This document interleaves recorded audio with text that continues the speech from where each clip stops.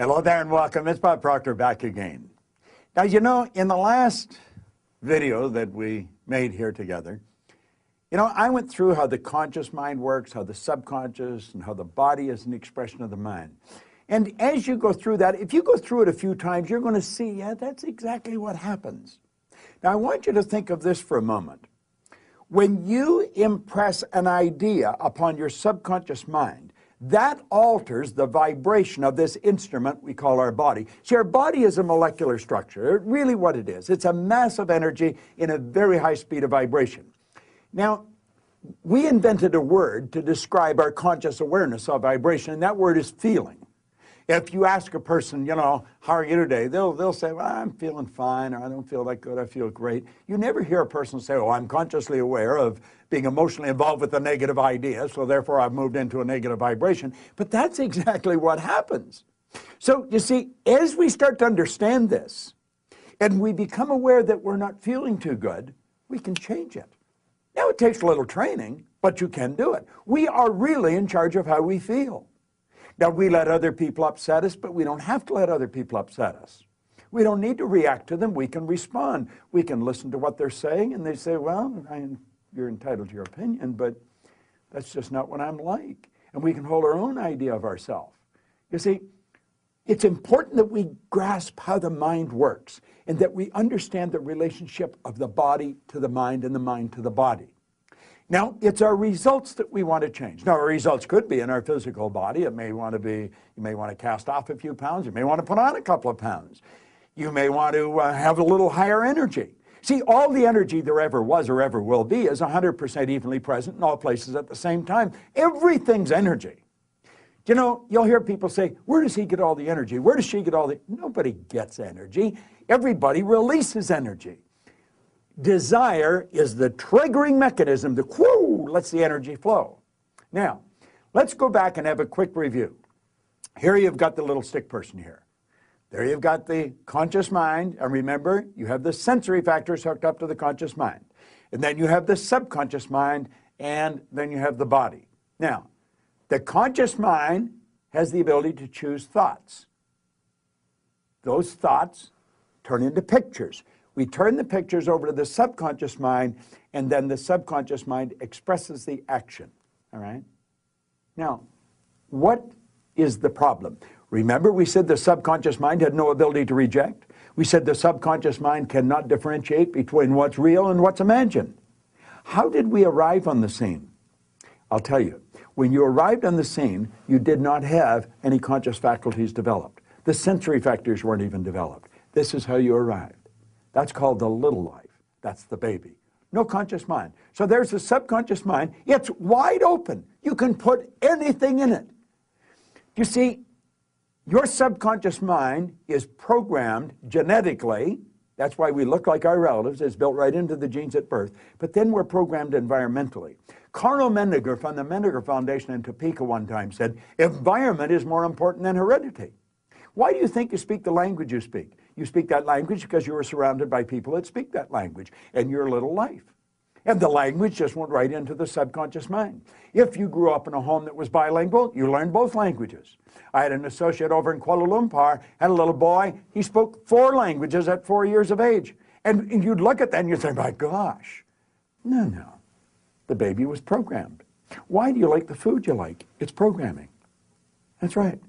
Now, let's stop and think about the environment we were raised in. Here's the baby, and look at the ideas and the thoughts and the concepts that are going on around that baby are going right into that baby's subconscious mind. Now, through repetition, over and over and over again, and remember, the baby's getting it all day, all week, every week, all month, every month, all year, and this goes on for 4 or 5 years. And the baby reaches the age of 4 or 5 where they can start to think that baby's programmed. That baby is programmed to think like the people it had been surrounded by. If the people that surrounded that baby had gone right through school, the baby will probably grow up and go right through school. If the people that were surrounding that baby always lived in hard times, never had any money, always in debt, that's probably how that baby's going to grow up. Now, this is bizarre, but this is how it happens. It's how it happens for me. I was raised during a depression. We didn't have any money. There was always talk about no money. You should be satisfied with what you've got. Well, that's not true. You should never be satisfied with what you've got. You should be happy with what you've got. Dissatisfaction is actually a creative state. So here we have now a baby that has been programmed. Now, let's take and think for a moment. What happens when that baby starts to think for itself?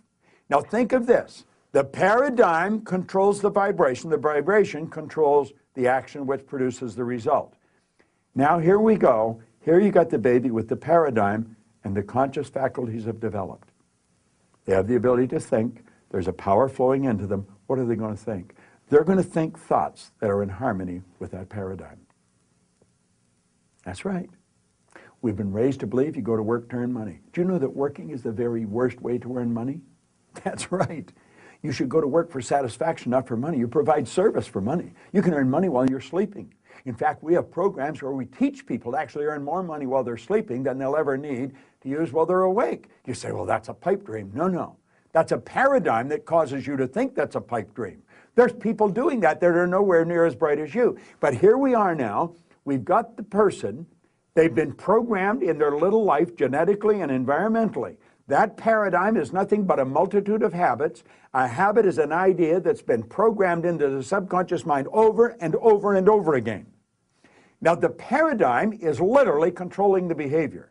Consciously, you can think of one thing, but subconsciously, the other idea will be controlling you. See, we can sit down and we can read these self-help books, we can listen to the recordings, and we say, yeah, well, I can do that. That makes sense. That's logical. But then we can't do it. Why? Now think of this for a moment. I want you to imagine that you're going to accept an idea right now to turn your annual income to a monthly income. You say, well, I'd like that, but will you do it? Probably not. Your paradigm will stop you. See, your paradigm literally controls the results. Now, let's think of how the paradigm was formed. The paradigm was formed through repetition. The ideas being planted in your subconscious mind. Now, understand your paradigm dictates your logic. Your paradigm controls how you utilize your time. Your paradigm controls your perception of situations. Your paradigm controls your effectiveness. Your paradigm controls the amount of money you earn. If you want to change your life, you must change your paradigm. You see, to most people, it's illogical that they could take and turn their annual income to a monthly income. But if you follow our teachings, we'll show you exactly how to do that. We'll show you how to accomplish anything you want to accomplish, because what we're focused on is showing you how to change the paradigm. When the paradigm's changed, your life changes. It's a beautiful concept. It's an absolutely phenomenal concept. Now you know why you're getting the results you're getting. It has nothing to do with your intellect. Your intellect, you can figure out how to do things. But that doesn't mean you're going to do them. You'll hear people say, I believe that, but their behavior would indicate they've never even heard of it. Why? We believe something on a conscious level. On a subconscious level, the paradigm believes something else. There's a word called praxis. Praxis is the integration of belief with behavior. We've got to take the beliefs that we have consciously, that we determine by thinking, and plant them in the place of the old belief. See, I used to believe that I couldn't do anything better than I was doing. I felt fortunate that I was on the fire department. The idea of building a company that operated all around the world, furthest thing from my mind. But you know something? As I changed my paradigm, my whole world changed. That's what we do. That's what it's all about.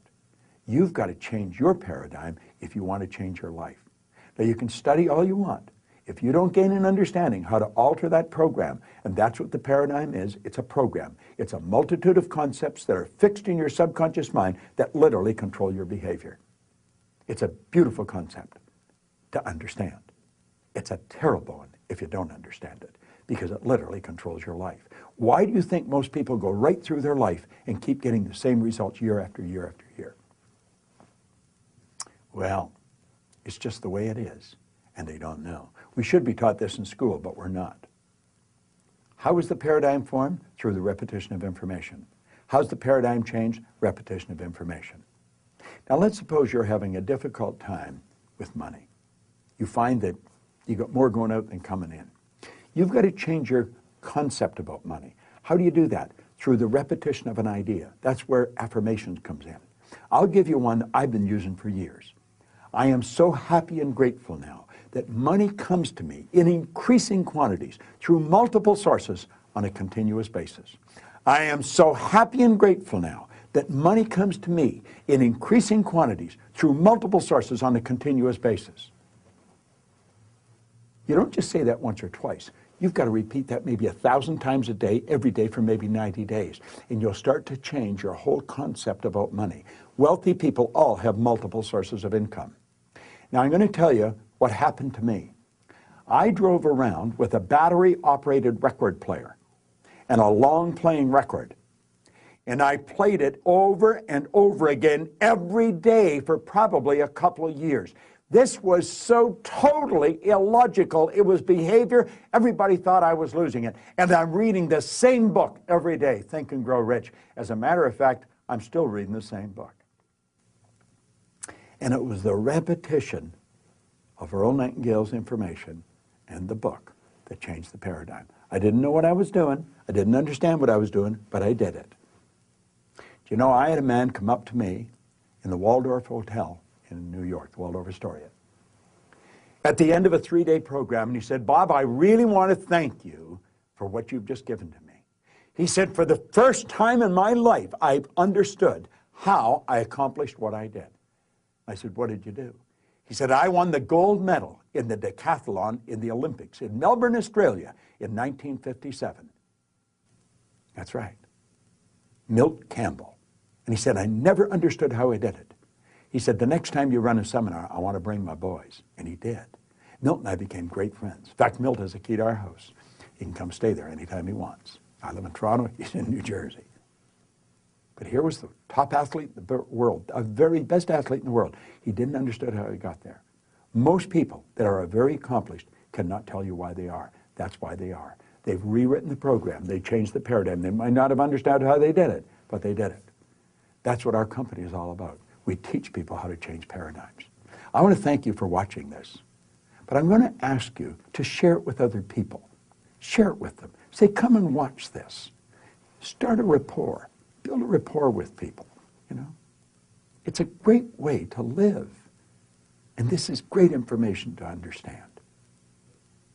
Thanks for listening. It's Bob Proctor. I enjoy sharing it with you.